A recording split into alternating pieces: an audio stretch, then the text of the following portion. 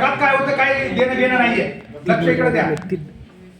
जगात काय होतंय काही देणं घेणं नाही. आम्हाला केस तालुक्यात काय होतंय महत्वाचं. आम्हाला केस तालुक्यात काय चांगलं होतंय ते आम्हाला आनंद मिळणार आहे.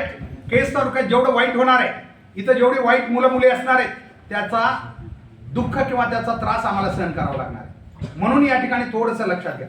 हे शिक्षण तुम्ही घेऊन चाललात पुढे खरं आहे, पण समाज व्यवस्थेमध्ये हे शिक्षण पूरक नाही. पूर्ण हे फक्त तुम्हाला नोकरी किंवा एखाद्या व्यवसायात जाण्याइतपत यशस्वी करण्याइतपत महत्वाचं आहे. त्याच्या पुढचं जीवन खूप महत्वाचं आहे. किती मोठा डॉक्टर असला तरी समाज स्वीकारत नाही जर तो मूर्ख असला तर. लक्षात घ्या. त्यानं नीट मध्ये किती टॉपर होता महाराष्ट्रात, काही देणं घेणं नाही. IAS IPS किती मोठा असला तर समाज मान्य करत नाही. तो जर व्यवस्थित नसेल, हा मूर्ख कलेक्टर असं म्हणणारा समाज बी आहे.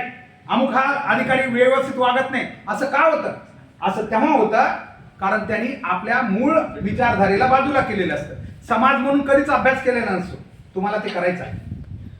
तुम्ही जेव्हा सार्वजनिक जीवनात जगणार आहे तिथं फिजिक्स केमिस्ट्री बायो काही येणार नाही. आता पुढं हे सगळं पुढच्या 2-4 वर्षात सगळं विसरून जाणार आहे तुम्ही. आता किती टॉपर डॉक्टरला तुम्ही गेला तर विचारलं केमिस्ट्रीचं एखादं इक्वेशन आम्हाला एक बॅलन्स करून दाखवा, एखादी रिएक्शन, ते करू शकणार नाही. He is not able to do that. का नाही तो तसं करू शकत? तो म्हणतो मी फक्त नोकरीसाठी तेवढं केलं होतं, आता मला काही त्याची गरज नाही. म्हणजे आमचं शिक्षण तेवढ्या पुरतं आहे. पण समाजात कसं वागावं हे आयुष्यभरासाठी आहे. मरेपर्यंत आहे, अखेरचा श्वास घेईपर्यंत. मुलींना दुसऱ्या घरी जायचं आहे हे या महाराष्ट्राच्या आणि देशाच्या संस्कृतीमध्ये किंवा ही पांड आहे. हे काही ग्रहित नाही, त्याच्यामुळे पुन्हा काय वाटायची गरज नाही. दुसऱ्या घरी जाताना तिथं काही तुम्हाला तुमच्या मनासारखंच सगळे माणसं मिळतील असं नाहीये. कदाचित ते तुम्हाला खूप ऑड भेटतील. अशा वेळी आपल्याला तिथं ऍडजस्ट व्हायचं. विषय आपला रॅगिंगचा आहे. रॅगिंग बद्दल आपल्याला इतका कठोर कायदा केलेला महाराष्ट्र गव्हर्नमेंट, कारण यापूर्वी अनेक विद्यार्थ्यांनी आपलं जीवन संपवलं या बाबतीत. कारण सार्वजनिक ठिकाणी त्यांना त्रास झाला आणि त्रास झाल्यामुळं त्याने आत्महत्या केली. करताना करणाऱ्याला बरं वाटतंय, आपल्याला मजा वाटती, बाकी काही हसतात, टाळ्या वाजवतात म्हणून आपण करायला जातो. पण काही ठिकाणी याचे गंभीर परिणाम भेटलेले आहेत. मुला मुलींनी जीवन संपवलेले. ज्यांना ज्यांना अपमान वाटला तिथं तसं करणं, काही करायला होतात. कधी कधी म्हणजे टोकाचा. आता तुम्ही समवयस्क आहेत आमच्या, तुमच्या पुढं कुठलं हे अमुक हे कपडे काढ, अमुक हे बस, अमुक हे कर, असं त्यांना सांगितलं जातं. आणि हे नाही की मुलं मुलांसाठी करतात असं नाही, मुली मुलींसाठी सुद्धा रॅगिंग करतात असं आढळलंय. मुलींनी सुद्धा मोठ्या मुली छोट्या मुलींना अशा प्रकारची वागणूक देताना आढळलेले आहेत यापूर्वी. म्हणून आपल्याला विनंती आहे, कलम 4 नुसार कठोर शिक्षा दिलेली न्यायालयाने. आपल्याला जाणीव असावी की 2 वर्षाचा कारावास किंवा 10,000 रुपयाचा दंड. 10,000 कुणालाही सोपे वाटतील, पण एकदा शिक्षा झाली ना तुम्हाला, तुम्ही या जगात कशाच्याच कामाचे राहणार नाही. लक्षात घ्या. एकदा जर शिक्षा झाली तुम्हाला तर तुम्हाला पुन्हा कुठलंही नोकरी नाहीये. प्राचार्य महोदय आहेत, त्यांना माहिती आहे तुम्हाला कुठंच चान्स नाही. तुम्हाला पोलीसमध्ये गेलात तरी पोलीस व्हेरिफिकेशन लागतं. मी भारतीय सेनेत 10.5 वर्ष होतो. आम्हाला जर हे असेल तर तुम्हाला मुलांनो तुमचं व्हेरिफिकेशन येते कोणत्या नोकरीत. आता कोणत्याही नोकरीमध्ये पोलीस व्हेरिफिकेशन मागवलं जातं. हा व्यक्ती कसा आहे, गुन्हेगार आहे का कुठं, तुम्ही किती परीक्षा पास केल्या, खूप हुशार आहेत, पण अशा गुन्ह्यात जर तुम्ही अडकलेले असाल तर तुमची नोकरीची संधी गेली. म्हणून कुठेही बाहेर सुद्धा, कारण तुम्ही आता जबाबदार नागरिक म्हणून बाहेर पडणार आहे. आपलं शिक्षण सगळं देत आहे. कधी कधी आपल्याला इथं कुणाची चूक नाही इथं, कारण पालकांनी शिक्षण व्यवस्थेची मागणी फक्त विद्यार्थ्यांना गुणपत्रकावर चांगलं बनवा, बाकी त्यांचं काही नाही असं सध्या आम्हाला दिसतंय. त्यामुळं अशा जनजागृतीची तर गरज पडू लागली. म्हणून तुम्हाला एक, तुम्ही बाहेर जाणार आहात या समाजात, आपलं जीवन आपल्याला बनवायचं. प्रत्येकाला मी सांगितलं की जितकं चांगलं जीवन बनवाल तेवढं एक तुम्ही चांगले व्यक्ती म्हणून या समाजात उभे राहू शकाल. आणि या जगात आपल्यासाठी खूप काही आहे, फक्त करणाऱ्याला. फक्त आपण आता जो न्यायालयाने ठेवलेल्या विषयाशी जर आपल्याला पुढे न्यायचं म्हणलं तर रॅगिंगसाठी पुन्हा एकदा मिसेस साहेब सुद्धा बोलणार होते, पण वेळेमुळे आम्ही थोडंसं, त्यांनी सांगितलं सर तुम्ही बोला. कायद्याचे खूप ते जाणकार आहेत. माझे सहकारी बी 2 या ठिकाणी ट्रेनिंग घेतलेली त्यांनी.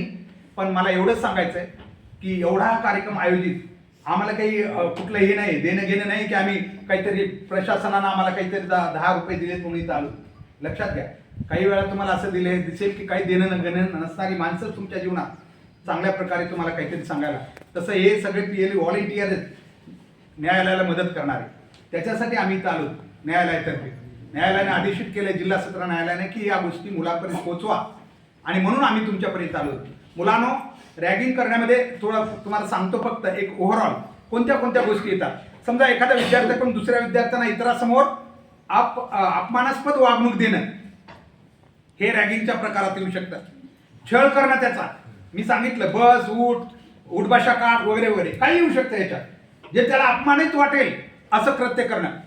एखाद्या विद्यार्थ्याला त्याच्या मनाविरुद्ध कृत्य करण्यास भाग पाडणे, त्याला नको वाटतंय तरी त्याला म्हणणं नाही तू कर असं, विद्यार्थिनी असेल किंवा विद्यार्थी असेल, हे याच्यात येत आहे. याच्यावर कारवाई होऊ शकते, लक्षात घ्या. तुम्हाला सोप्या गोष्टी वाटतात पण रॅगिंग ऍक्ट मध्ये कायद्यात गेलं हे की तुम्हाला शिक्षा झालीच म्हणून समजा, तिथं कुणी वाचू शकत नाही.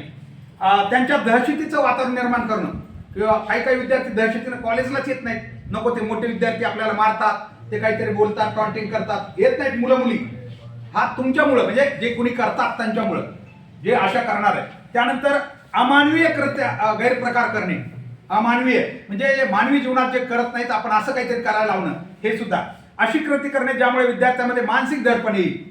आता सांगितलं याचा सार तुमच्या लक्षात आला असेल.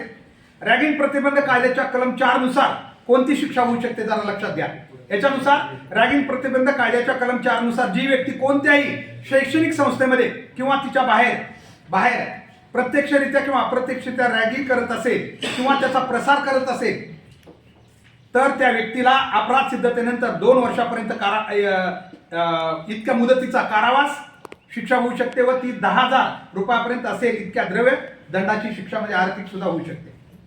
रॅगिंग अपराधाबद्दल सजा झालेल्या अपराधात संस्थेतून काढून टाकण्यात येते का? हा सगळ्यात महत्वाचं. तुम्हाला वाटत असेल आमचं ऍडमिशन राहील, अजिबात राहू शकत नाही. या कायद्याच्या कलम 5 नुसार रॅगिंगचा अपराध करणाऱ्या अपराध सिद्धतेनंतर शैक्षणिक संस्थेतून काढून टाकण्याची तरतूद करण्यात आली. त्या विद्यार्थ्याला शिक्षण संस्थेतून काढलं जाईल आणि बाहेर बी कुठं घेतलं जाणार नाही. कलम 4 खालील एखाद्या अपराधाबद्दल अपराध सिद्ध झालेल्या कोणत्याही विद्यार्थ्यास शैक्षणिक संस्थेतून काढून टाकण्यात येईल आणि अशा प्रकारे काढून टाकण्यात आल्याच्या आदेशानंतर दिनांकापासून 5 वर्षाच्या कालावधी करिता कोणत्याही इतर संस्थेमध्ये अशा विद्यार्थ्यास प्रवेश मिळणार नाही. तसेच कलम 6 अन्वये विद्यार्थ्यांना निलंबित करणे या संबंधित तरतूद, म्हणजे कायमच पुन्हा कुठंच त्याला शिक्षणाला घेऊ नका. कधी 5 वर्षानंतर ते घ्या म्हणून, पण ती जर त्यानं खूप गुन्हा गंभीर केलेला असेल तर कायमच त्याला बाजूला काढण्यात येईल.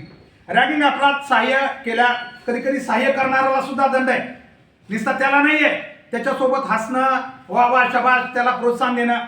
कलम 6 अन्वये रॅगिंगची तक्रार केली असताना कलम 6 मध्ये विनिर्दिष्ट केलेल्या रीतीने कारवाई करण्यास शैक्षणिक संस्थेचा प्रमुख कसूर किंवा हायगाई करीत असेल तर तशा, म्हणजे ते संस्थेचा भाग आहे तो संस्था करेल, तर अशा प्रकारे मुलांनो ही कठोर शिक्षा आहे. ही तुम्हाला भीती दाखवायसाठी इथं नाही चालू, हे कायद्यात तरतूद आहे. आणि जेव्हा आपल्याला कळतं जेव्हा या गोष्टी आपल्या समोर येतात. म्हणून आपल्याला विनंती आहे, बीड जिल्हा विधी सेवा प्राधिकरण आणि केजच्या जी काही जिल्हा सत्र न्यायालय आपल्या इथं आहे यांच्या वतीनं आयोजित या कार्यक्रमात आपण कृपया यापुढे रॅगिंग अशा या प्रकाराला कुणीही प्रोत्साहन देऊ नये किंवा अशा याच्यात बळी पडू नये. असं झालं तुमच्याशी कुणी काही करत असेल मुला मुलींना तर प्राचार्य महोदयांकडे तुम्ही अगोदर सांगा, सर असं माझ्याशी होत आहे, ते 100% दखल घेतील आणि आता सांगितल्याप्रमाणे त्या विद्यार्थ्यावर कारवाई होऊ शकेल. मात्र कुणाचंही चुकीचं आपण करण्याचं नाही, याचा अर्थ असा नाही की तुम्ही काही चुकीची तक्रार करावी. जर ते सिद्ध बी झालं पाहिजे त्या ठिकाणी ते तुम्हाला सिद्ध बी करता आलं पाहिजे की नाही असं केलंय. आणि अशा काही गोष्टींना जर आपण आढळलं तुमच्या तर तुम्ही सुद्धा इतरांना ती मदत करू शकता. मला वाटतं हे मुख्य हेतू आमचा आज होता रॅगिंगच्या बद्दल तुम्हाला बोलणं. लक्षात ठेवलंय का सगळ्यांना? का तंद्रीत गेला नाही ना? एक तंद्रीचा जोक सांगतो आणि थांबतो मी. तंद्री काय असते मला खात्री